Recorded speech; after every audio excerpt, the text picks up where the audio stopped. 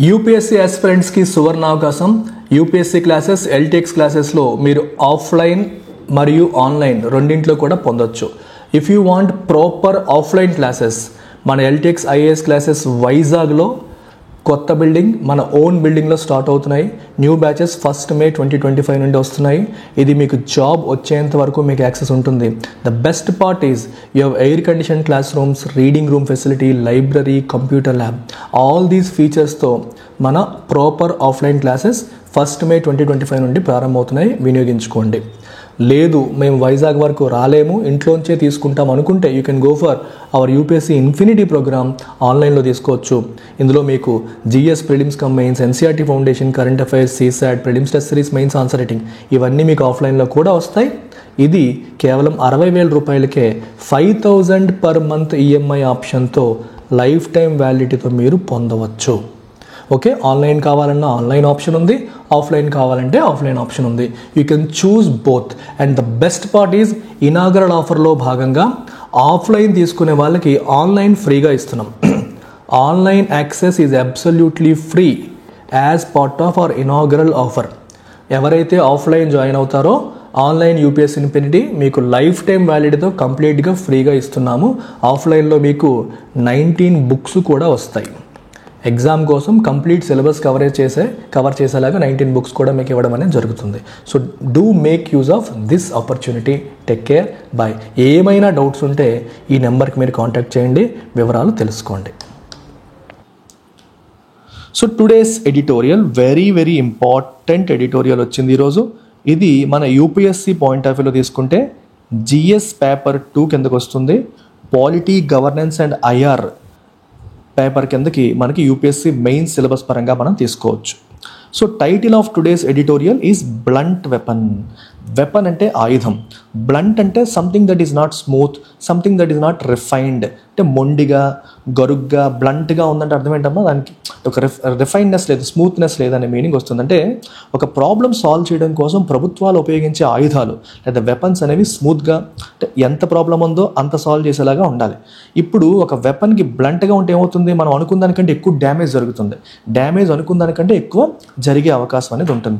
ఇప్పుడు మీరు బ్లంట్ అనే పదానికి యాంటనమ్ చెప్పండి. What is the antonym for the word blunt? You have to tell me. నేను చెప్పను, మీరు చెక్ చేయాలి. చాలా easy word. India should end net curbs especially when imposed without good reason. India ఏం చేయాలమ్మా? Net curbs. నెట్ అంటే internet, curbs అంటే నియంత్రణలు. కర్బ్ అంటే అర్థం ఏంటి? నియంత్రణ అంటే అడ్డు పెట్టడాలు, కట్టుబాటు చేయడాలు, ఓకేనా, నియంత్రణ, రెస్ట్రిక్ట్ చేయడాలు, అవి ఆపాలి. Especially when imposed without good reason. సహేతుకమైన రీజన్ లేకుండా, సరైన కారణం లేకుండా ఇంపోజ్ చేస్తారు చాలా సందర్భాల్లో కర్బ్స్ అనేవి. వాటిని ఇండియా ఏం చేయాలి? It must end. వాటిని ఆపాలి, ఖచ్చితంగా ఆపాలి అని అర్థం. The number of internet shutdowns in India was slightly lower in 2024 than in 2023. Number of internet shutdowns in India. ఇండియాలో internet shutdowns was slightly, number of చూసారా ఇది మీకు, the number of internet shutdowns ఇండియాలో 2024లో 23 కన్నా కొంచెం తక్కువ ఉంది. According to the software freedom law center SLFC India's annual report. వాళ్ళ యొక్క యాన్యువల్ రిపోర్ట్ ఏం చెప్తుందంటే 23తో పోలిస్తే 24లో కొంచెం షట్డౌన్స్ తగ్గాయంట. A separate report by the web rights advocacy Access Now. So వీళ్ళు ఏం చెప్తున్నారు? అడ్వొకసీ అంటే అర్థం ఏంటమ్మా? అడ్వొకేట్ అంటే రికమెండ్ చేయడం. సో ఇఫ్ యువర్ అడ్వొకేట్ అనే పదానికి 2 meanings, recommend, support. If you say I'm an advocate of environmental protection, sustainable agriculture, అంటే సస్టైనబుల్ అగ్రికల్చర్ నువ్వు సపోర్ట్ చేస్తున్నావు, దాన్ని రికమెండ్ చేస్తున్నావు అని అర్థం. సో వెబ్ రైట్స్ అడ్వొకేసీ అంటే వెబ్కి, అంటే ఇంటర్నెట్లో మనకి రైట్స్ ఉండాలి అని చెప్పడం అనమాట. సో వెబ్ రైట్స్ అడ్వొకేసీ ఏది? Access now.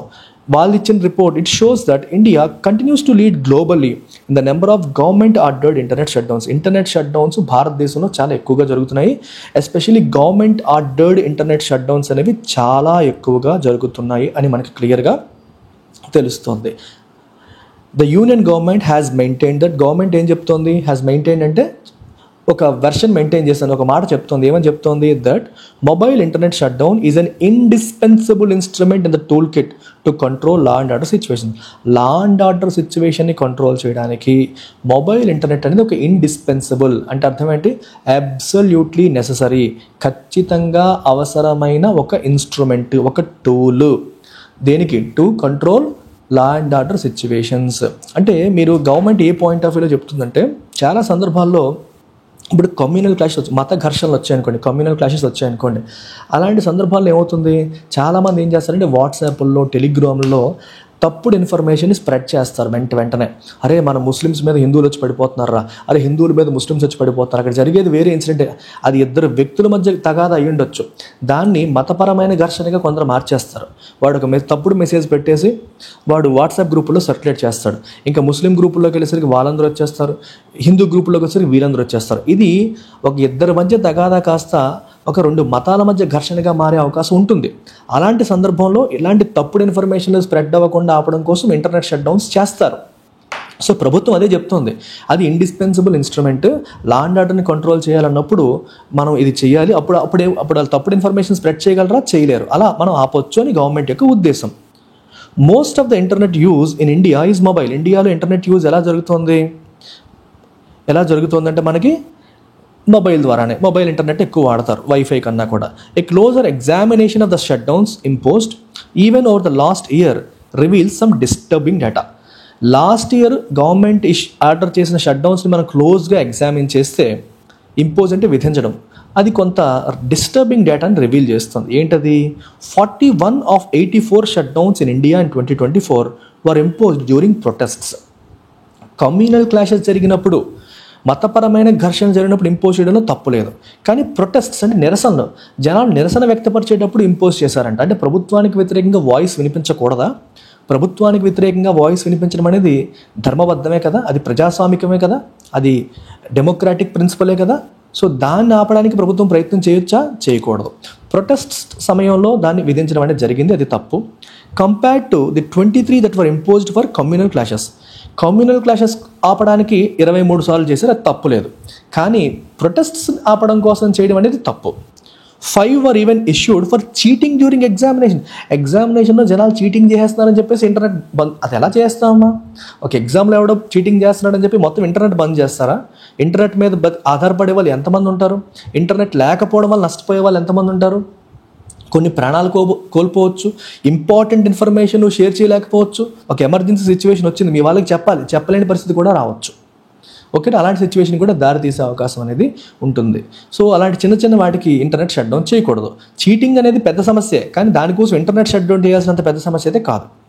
దానికి వేరే మార్గాలు ఉంటాయని అర్థం. సమస్య పెద్దది చెందని కాదు, దానికి వేరే మార్గాలు ఉంటాయి.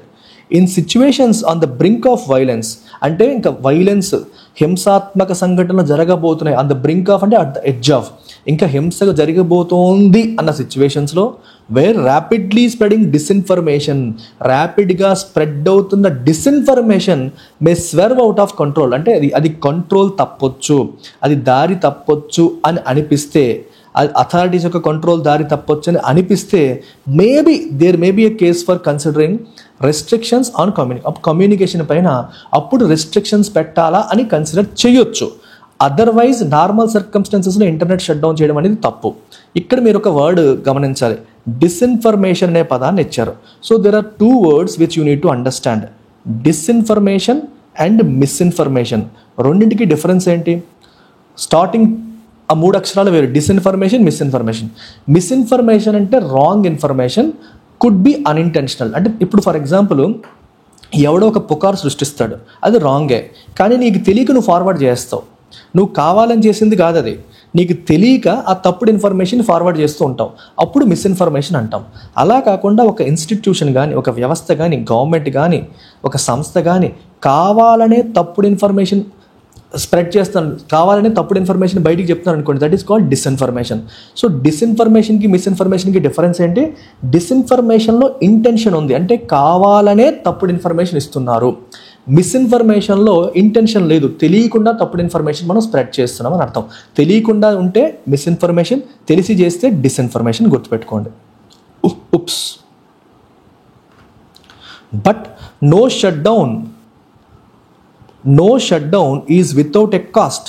ఇంటర్నెట్ షట్ డౌన్ చేశాము అంటే కాదమ్మా, దానివల్ల ఏదో ఆబ్జెక్టివ్ మీరు ఫుల్ఫిల్ చేస్తాం అనుకుంటారు.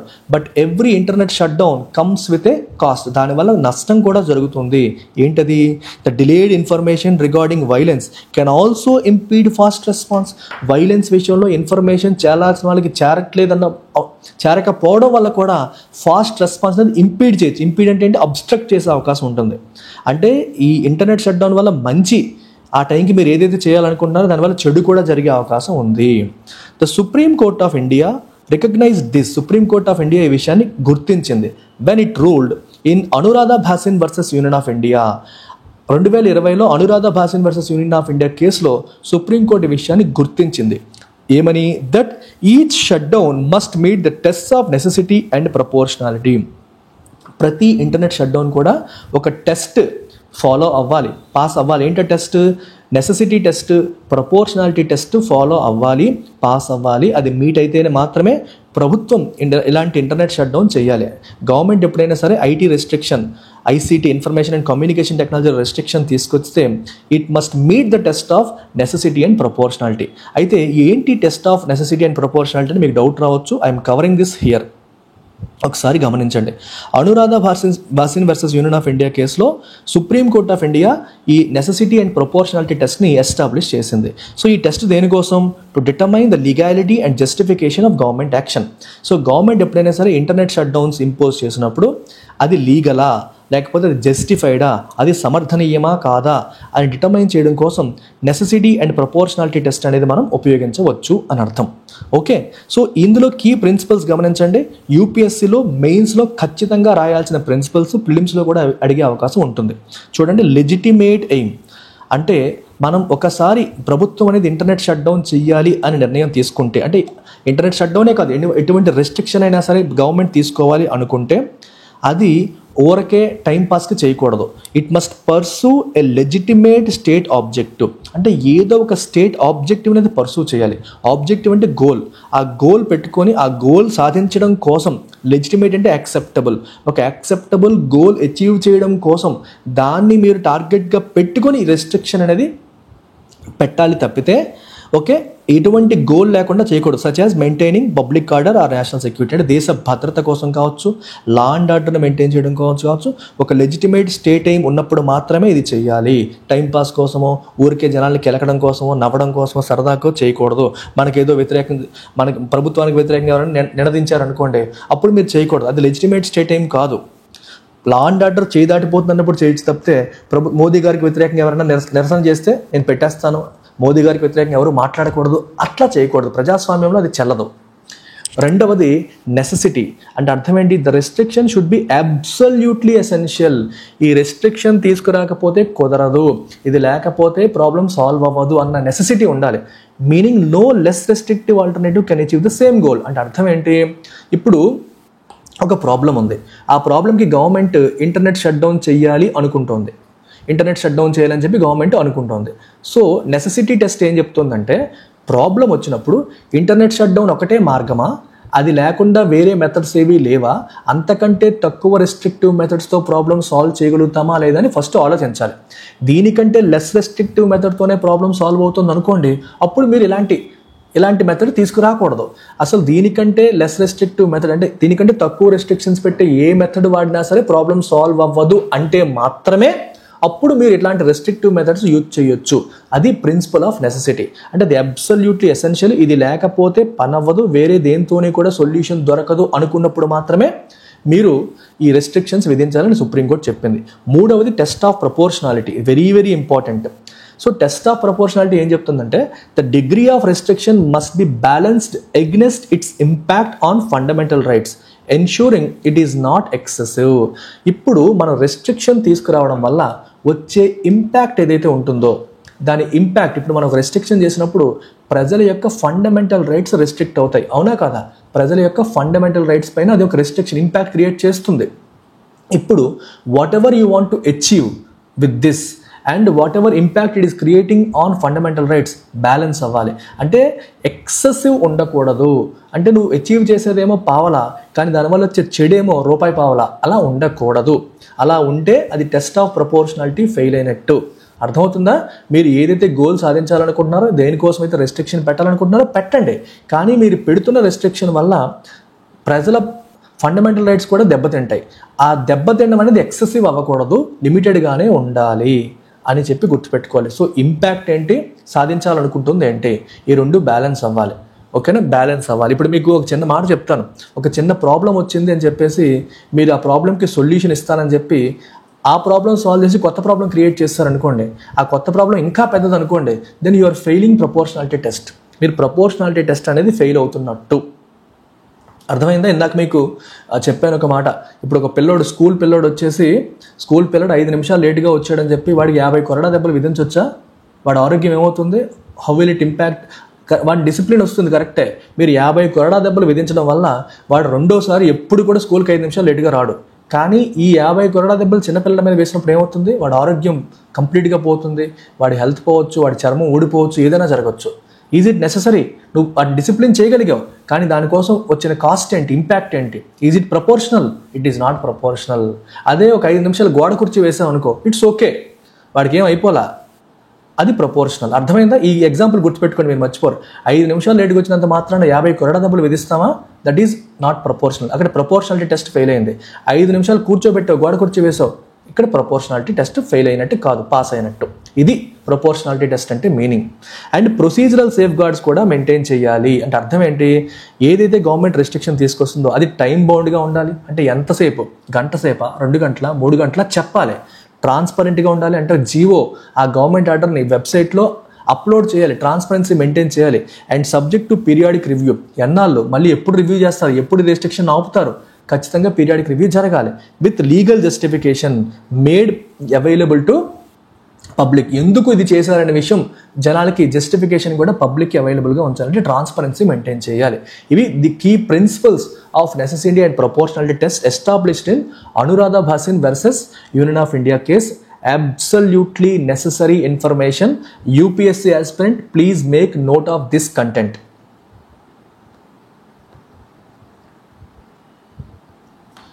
Internet shut down impedes people's livelihoods. Impede అంటే అబ్స్ట్రక్ట్ చేస్తుంది, లైవ్లీహుడ్ అంటే జీవనాధారం. ప్రజల యొక్క జీవనాధారాలని, లైవ్లీహుడ్ని ఇంటర్నెట్ షట్ డౌన్ ఏం చేస్తుంది? అబ్స్ట్రక్ట్ చేస్తుంది. And also access to medical care. ఆ టైంలో మెడికల్ కేర్ లేకుండా అయిపోతుంది. ఎడ్యుకేషన్కి కూడా యాక్సెస్, మీరు చదవాలనుకునే వాళ్ళు చదవలేరు, మెడికల్ కేర్కి కూడా ఇబ్బంది వచ్చే అవకాశాలు ఉంటాయి. చాలామంది ఇంటర్నెట్ మీద ఆధారపడే ప్రజల జీవనాధారాలు కూడా దెబ్బతినే అవకాశాలు కూడా ఉన్నాయి. సో అర్థమవుతుందా? So it is not a sharp weapon, it is a blunt weapon. Blunt కిందకి అడిగాను యాంటనమ్ ఏంటి? షార్ప్. ఇది షార్ప్ వెపన్ కాదు, it is a blunt weapon. And the least the government could do is to measure it's impact and use it sparingly. మా government చేయగలిగేది ఏంటి? కనీసం bear minimum ప్రభుత్వం చేయాల్సింది ఏంటి? The least the government could do అంటే అర్థం ఏంటి? బేర్ మినిమం ద గవర్నమెంట్ చేయాల్సింది ఏంటి? Is to measure it's impact and use it sparingly. దాని ఇంపాక్ట్ ఎంత అనేది మెజర్ చేయాలి, బేరీజ్ వేసుకోవాలి. స్పేరింగ్లీ అంటే ఇష్టం వచ్చినట్టు వాడకూడదు, అప్పుడప్పుడు మాత్రమే వాడాలి, ఇష్టం వచ్చినట్టు ఫ్రీక్వెంట్గా వాడకూడదు అని అర్థం. The government has been urged on preparing such an assessment for years. So government has been urged అంటే ప్రభుత్వాన్ని, అర్జ్ అంటే రిక్వెస్ట్ చేస్తూ ఉన్నారు, అడుగుతున్నారు, ఎర్నెస్ట్ రిక్వెస్ట్ అనమాట. అలాంటి అసెస్మెంట్ చెయ్యాలి అని సంవత్సరాల తరబడి ప్రభుత్వాన్ని అర్జ్ చేస్తున్నారు. But no headway has been made here. Headway అంటే అసలు ఒక్క అడుగు కూడా మనం ముందుకు వేయలేకపోయాము ఈ విషయంలో. హెడ్వే అంటే ముందుకి ఒక్క అడుగు కూడా పడలేదు.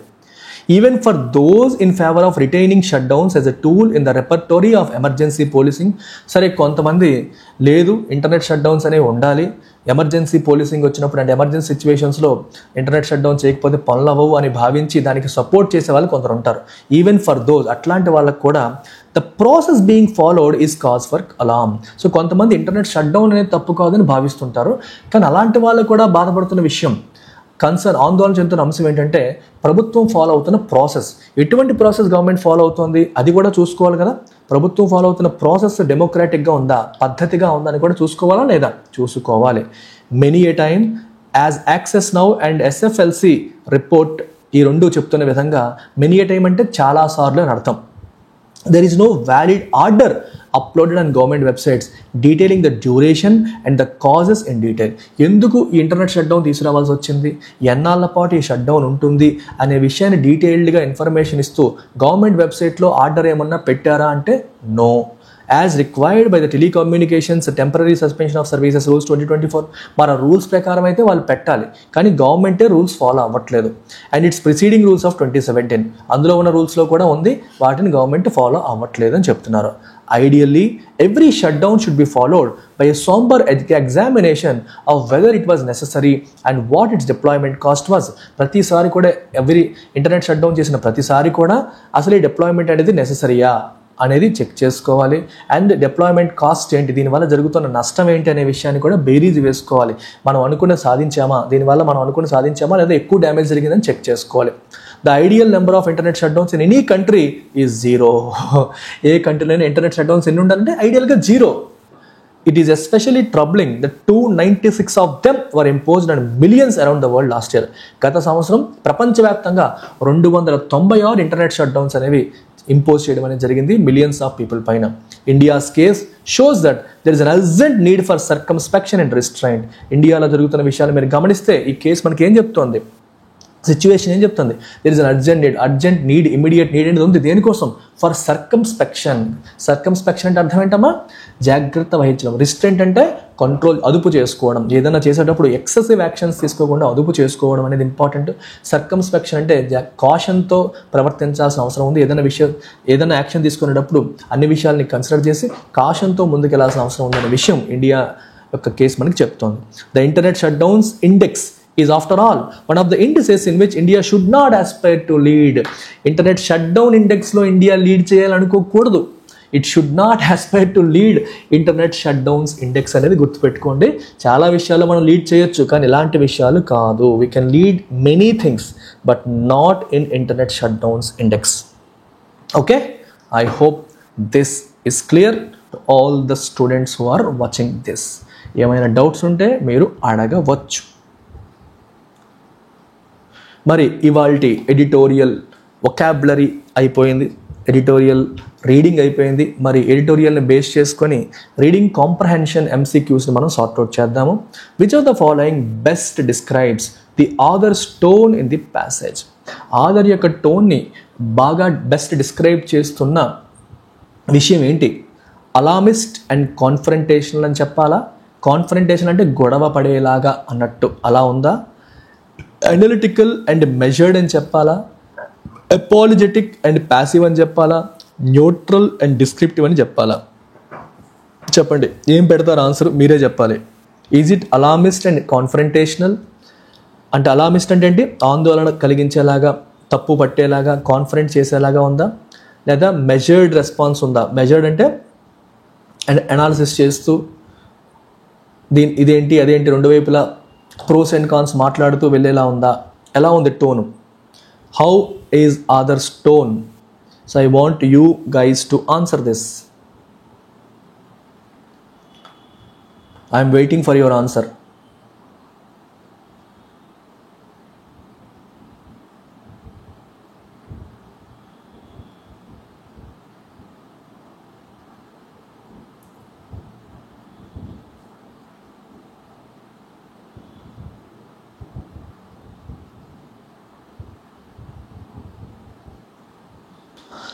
Tell me your answer. I am waiting for your answer.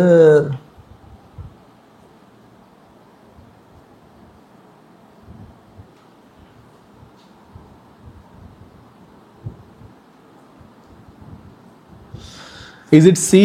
Is it B? It is not C. C కాదు. అపాలజెటిక్ అంటే ఏదో అపాలజీ చెప్తున్నట్టు, ఏదో బాధపడుతున్నట్టు లేదు. ప్యాసివ్గా లేదు.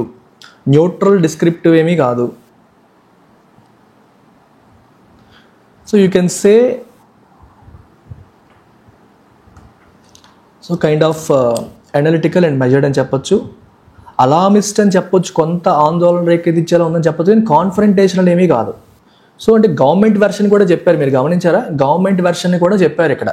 అంటే కొన్ని సందర్భాల్లో ప్రభుత్వానికి అది తీసుకురావాల్సిన అవసరం ఉంటుంది అనే విషయాన్ని కూడా చెప్పారు. కొన్ని సందర్భాల్లో విధించవచ్చని కూడా ఆర్టికల్ చెప్తోంది. అందుకే రెండు వైపులా మాట్లాడింది కాబట్టి let's go with analytical and measured. Which of the following best captures the central argument of the passage? So central argument of the ప్యాసేజ్ని క్యాప్చర్ చేసినది ఏంటి? సెంట్రల్ ఐడియా ఏంటమ్మా? మనకి రిపీటెడ్ థీమ్. దేని గురించి రిపీటెడ్గా మాట్లాడారు అనేది మనం ఆలోచించుకోవాలి. ఇలాంటి క్వశ్చన్స్కి ఆన్సర్ చేసే ముందు మీరు ఆన్సర్ని గెస్ చేయాలి. You should not look at the ఆప్షన్స్లోకి వెళ్ళే ముందే ఆన్సర్ని గెస్ చేయడానికి ట్రై చేయాలి. ఎలా గెస్ చేస్తారు? కళ్ళు మూసుకోండి కాసేపు. ఆర్టికల్ అంతా ఏం చెప్తోంది? ఇంటర్నెట్ షట్ డౌన్స్ని సపోర్ట్ చేసింది ఆర్టికల్, సపోర్ట్ చేయలేదు. సో అన్నెసరీగా ఇంటర్నెట్ షట్ డౌన్స్ చేయడం అనేది కరెక్ట్ కాదు. ఓకే, అబ్సల్యూట్లీ నెససరీ అయినప్పుడు మాత్రమే చేయాలి. చేసిన ప్రపోర్షనాలిటీ టెస్ట్ ఫాలో అవ్వాలి. నా మైండ్లోకి ఇది వచ్చింది. మరి అలాంటిది ఏమైనా ఉందా? వెతకండి. Internet shut downs are essential for national security and should be used more frequently. ఏంటమ్మా క్రాంతి, ఏం మాట్లాడుతున్నావమ్మా? నరాలు కట్ అయిపోతున్నాయి. ఇంటర్నెట్ షట్ డౌన్స్ అనేవి ఎసెన్షియలా? అలా ఓవర్గా చేయకూడదు అని ఎంతసేపు మనం మాట్లాడితే మీరు internet shut downs are essential అంటారు ఏంటమ్మా? అవి ఫ్రీక్వెంట్గా వాడాలా, స్పేరింగ్లీ వాడాలన్నారండి. ఫ్రీక్వెంట్గా వాడొద్దు అని చెప్తుంది ఆర్టికల్. మీరు ఆపోజిట్ వెళ్తున్నారు. వింటున్నారా class? While internet shutdowns may sometimes be justified, their frequent and unregulated use in India is concerning. Yes, కొన్ని సందర్భాల్లో వాటిని వాడడం జస్టిఫైడ్ అయినప్పటికీ వాటిని ఫ్రీక్వెంట్గా రెగ్యులేషన్ లేకుండా వాడడం అనేది కొంచెం ఆందోళన కలిగించే అంశము. ఇది పక్కన పెట్టండి. మోస్ట్లీ ఇదే answer. The government should permanently ban. ఇది ఎక్స్ట్రీమ్. చాలా సందర్భాల్లో చెప్పాను, ఎక్స్ట్రీమ్ ఆప్షన్స్ కరెక్ట్ ఆన్సర్స్ అవ్వవు. చాలా సందర్భాల్లో ఎక్స్ట్రీమ్ కరెక్ట్ ఆన్సర్స్ అవ్వవు. పర్మనెంట్గా ఇంటర్నెట్ షట్ డౌన్స్ బ్యాన్ చేసేయాలి ఇన్ ఆల్ సర్కమ్స్టాన్సెస్, ఇవన్నీ కూడా ఎక్స్ట్రీమ్ ఇండికేట్ చేసే వర్డ్స్. తప్పు. Citizen should take legal action against all internet shut downs imposed by the government. ఇది కూడా అంతే, ఆల్ ఎక్స్ట్రీమ్. సో ఆప్షన్స్ ఈజీగా మీరు ఎలిమినేట్ చేసేయచ్చు. So answer is this. నేను ప్రతి ఆప్షన్ ఎక్స్ప్లెయిన్ చేస్తాను, ఏది ఎందుకు తప్పు కూడా చెప్తాను. కేర్ఫుల్గా వినండి. I will go slow. Inference అంటే ఆర్టికల్లో చెప్పిన దాని ప్రకారం ఏంటి మనం గెస్ చేయొచ్చు, ఏం చెప్పొచ్చు, దాన్ని బేస్ చేసుకుని ఏం చెప్పొచ్చు అని అర్థం. అంటే ఈ ఎగ్జాక్ట్ సెంటెన్స్ ఆర్టికల్లో ఉండాల్సిన అవసరం లేదు. ఆర్టికల్లో ఎగ్జాక్ట్ సెంటెన్స్ లేకపోయినా చెప్పిన దాన్ని బేస్ చేసుకుని మనం ఏం చెప్పొచ్చు అనేది inference. Which of the following can be inferred about the impact of internet shutdowns and governance పైన ఇంటర్నెట్ షట్డౌన్ యొక్క ఇంపాక్ట్ ఏంటి? నెగిటివ్గా చెప్పండి. మైండ్లో ఆలోచించండి ఆన్సర్. నెగిటివ్ ఇంపాక్ట్ ఉంటుంది. కొన్నిసార్లు పనులు అవ్వవు, నెససరీ ఇన్ఫర్మేషన్ కూడా అవ్వదు, ఫాస్ట్ రెస్పాన్స్ కూడా మనం ఇవ్వలేము అనేది కూడా ఉంది. They always prevent the spread of misinformation. Again extreme. Always look for those words. Extreme. ప్రతిసారి మిస్ఇన్ఫర్మేషన్ స్ప్రెడ్ని ఆపుతాయని చెప్తున్నాడు. They may hinder rapid crisis response and access to essential services. Yes, కొన్నిసార్లు దీనివల్ల ర్యాపిడ్ క్రైసిస్ అంటే సంక్షోభం, దానికి ర్యాపిడ్గా రెస్పాండ్ అవ్వడానికి కూడా అది హిండర్ చేయొచ్చు, అబ్స్ట్రక్ట్ చేసే అవకాశం ఉంది. ఎసెన్షియల్ సర్వీసెస్కి యాక్సెస్ లేకుండా చేసే అవకాశం కూడా ఉంది. May correct. The only effect, again extreme. The only effect, ఇలాంటి వర్డ్స్ చూసుకోండి. Only, extremely, always, all. They are a minor inconvenience but necessary for security. అది జస్ట్ మైనర్ ఇన్కన్వీనియన్స్, కానీ సెక్యూరిటీ పరంగా అవసరం అలా చెప్పలేదు. సో కొన్ని సందర్భాల్లో గవర్నెన్స్ దెబ్బతినొచ్చని కూడా చెప్పారు. సో ఆర్టికల్ ఏం చెప్తుంది? B is the right answer for this as well.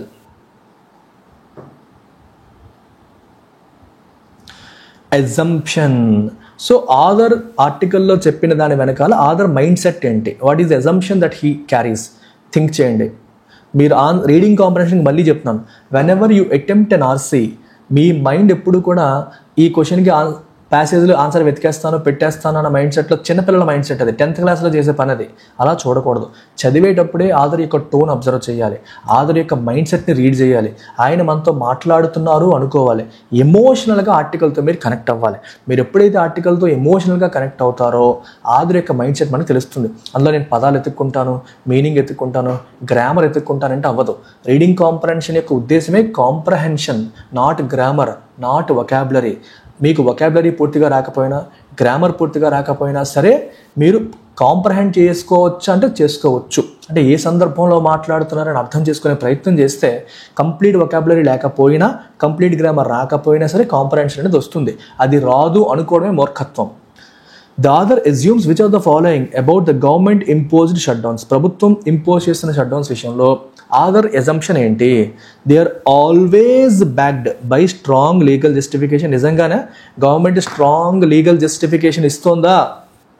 Again extreme, అసలు అలా చేయట్లేదు గవర్నమెంట్ అలా చేయట్లేదు అనేది question. They disproportionately affect marginalised communities అనొచ్చా? అవి మార్జినలైజ్డ్ కమ్యూనిటీస్కి డిస్ప్రపోర్షనేట్గా ఎఫెక్ట్ చేస్తాయి. డిస్ప్రపోర్షనేట్ అంటే అర్థం ఏంటమ్మా? చాలా ఎక్కువ ఎఫెక్ట్ చేస్తాయి, అవసరానికి మించి ఎఫెక్ట్ చేస్తాయి. దానివల్ల మంచి కంటే కూడా జరిగే చెడు అనేది ఎక్కువగా ఉండే అవకాశం అనేది ఉంది అనేది కూడా రాశారు. They ensure transparency and public accountability. Government చేస్తున్న పనులు నిజంగా ట్రాన్స్పరెంట్గా పబ్లిక్ అకౌంటబిలిటీ మెయింటైన్ చేస్తున్నాయో చెయ్యట్లేదని చెప్తున్నారు కదా, ఇది కూడా extreme. They are rarely questioned by courts and civil society. అలా ఏం లేదు, కోర్ట్స్ సివిల్ సొసైటీ వాటిని క్వశ్చన్ చేస్తున్నాయి కాబట్టే ఇందాక మనకి 2 NGOs యొక్క రిపోర్ట్స్ ఇచ్చాడు. అలాగే అనురాధ భార్సిన్ కేసు గురించి కూడా మాట్లాడారు. So answer again is B. అంటే కొంతమంది పైన వాళ్ళ జీవనాధారాలు, సరే మీరు చెప్పలేదు కదా సార్ అనుకోవచ్చు, చెప్పారు, ఇండైరెక్ట్గా చెప్తారు, డైరెక్ట్గా చెప్పరు, లైవ్లీహుడ్స్ ఎఫెక్ట్ అవుతాయి అంటున్నారు.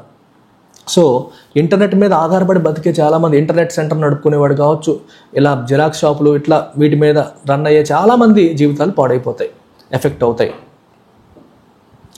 అకార్డింగ్ టు ద ప్యాసేజ్, ఇలా అకార్డింగ్ టు ద ప్యాసేజ్ అన్నప్పుడు మాత్రం ప్యాసేజ్లో ఏమి ఇచ్చారో దాన్ని బట్టి ఆన్సర్ చేయాలి.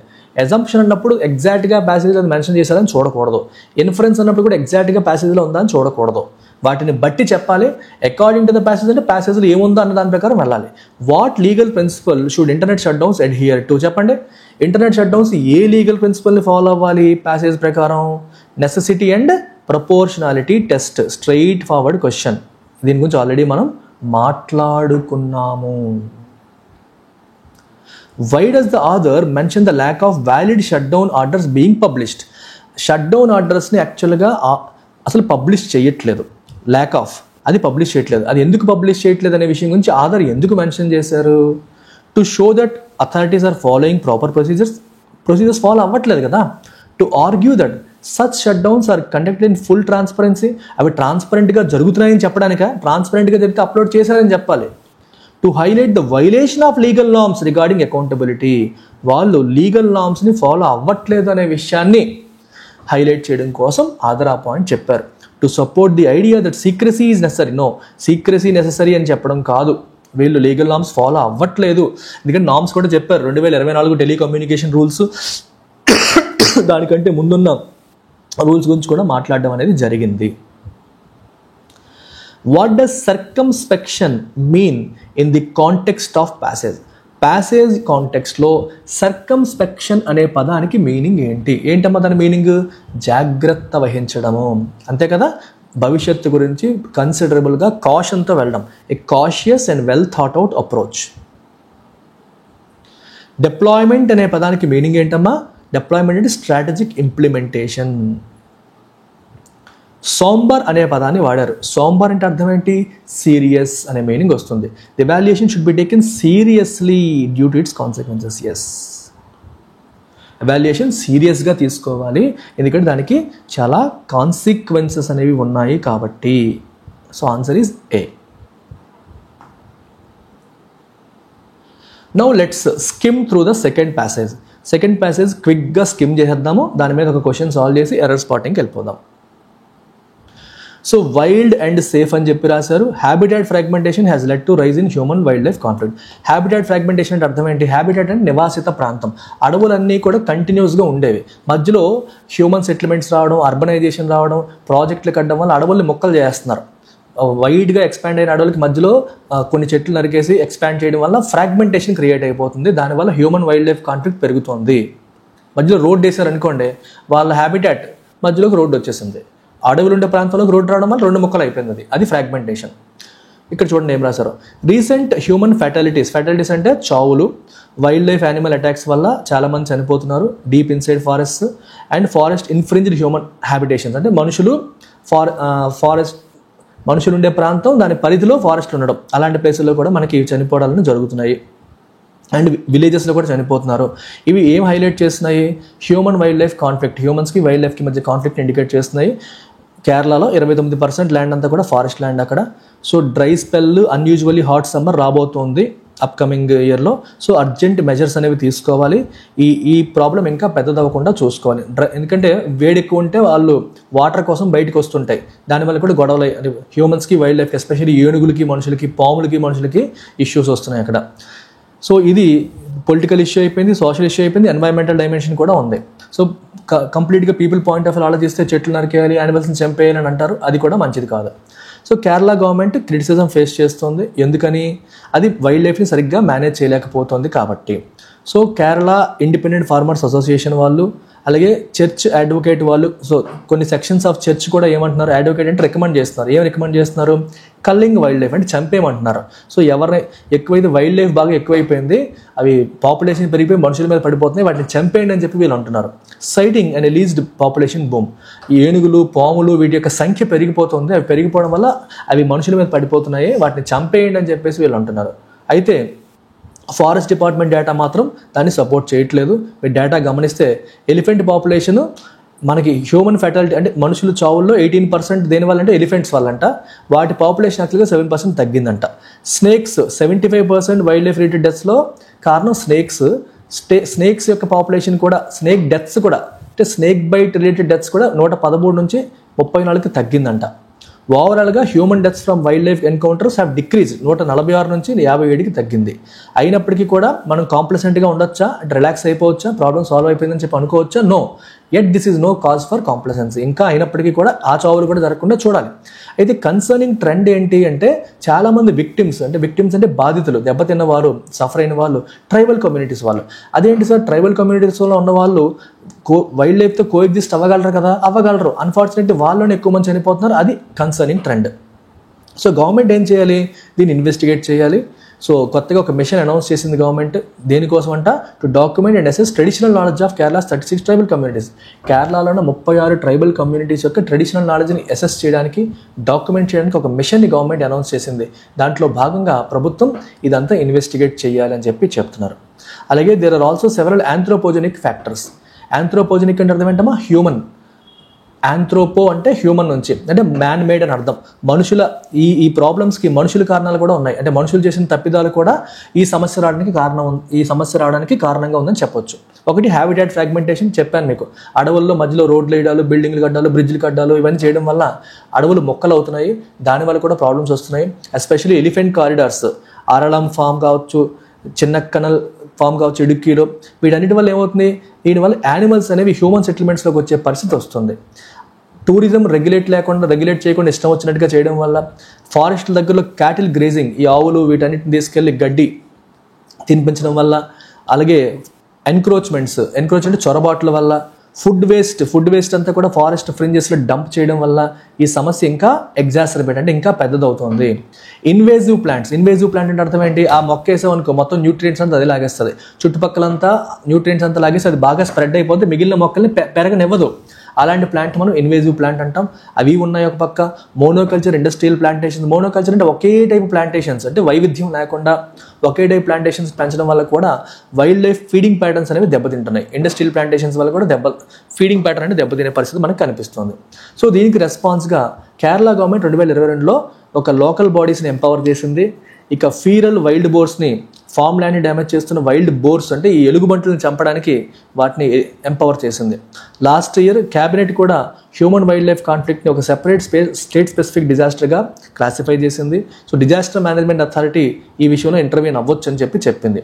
అలాగే government participatory forest and wild life management విషయంలో ఎంఫసైజ్ చేస్తుంది. అంటే పార్టిసిపేటరీ అంటే అర్థం ఏంటమ్మా? ప్రజలు అందులో పార్టిసిపేట్ చేసేలాగా. సో ఈ విషయం అంటే గవర్నమెంట్ అనే కాదు, ప్రజల్ని ఇన్వాల్వ్ చేయాలి. వైల్డ్ లైఫ్ మేనేజ్మెంట్, ఫారెస్ట్ మేనేజ్మెంట్లో ప్రభుత్వం ఒకటే కాకుండా ప్రజల్ని ఇన్వాల్వ్ చేస్తూ అడుగులు వేయాలి అనేది ఈ డెసిషన్. ఇది ఒక స్టెప్ ఇన్ ద రైట్ డైరెక్షన్గా చెప్పొచ్చు. ఎందుకంటే సమ్ సెక్షన్స్ ఎక్స్ట్రీమ్ వ్యూస్ని ప్రాపగేట్ చేస్తున్నాయి. అంటే అర్థం ఏంటి? కొందరేమో ప్రాణాలు తీసేయండి, యానిమల్స్ని చంపేయండి అంటారు.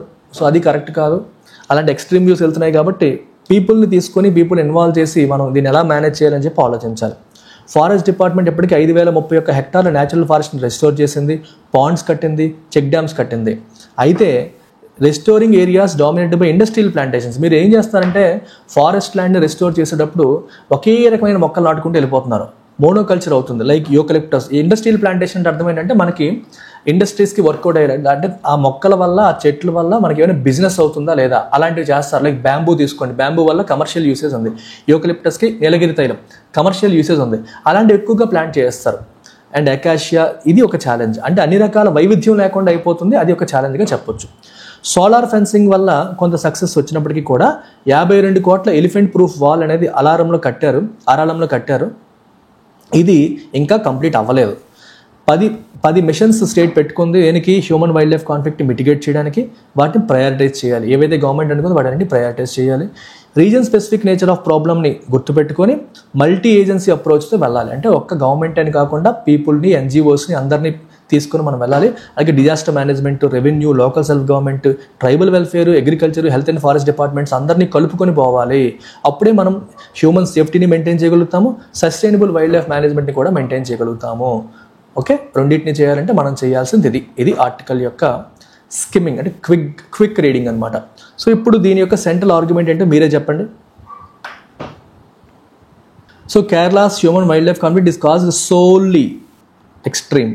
ఎన్నో సందర్భాల్లో చెప్తున్నాను, ఇలాంటి వర్డ్స్ పైన అవగాహన పెట్టుకోండి. అది ఒక్కటే, వైల్డ్ లైఫ్ యానిమల్ పాపులేషన్ పెరిగిపోవడం వల్ల మాత్రమే వస్తున్న ప్రాబ్లం ఇది అంటున్నాడు. No, human wildlife conflict in Kerala is a complex issue. Yes, that requires a multi agency sustainable approach. Absolutely correct.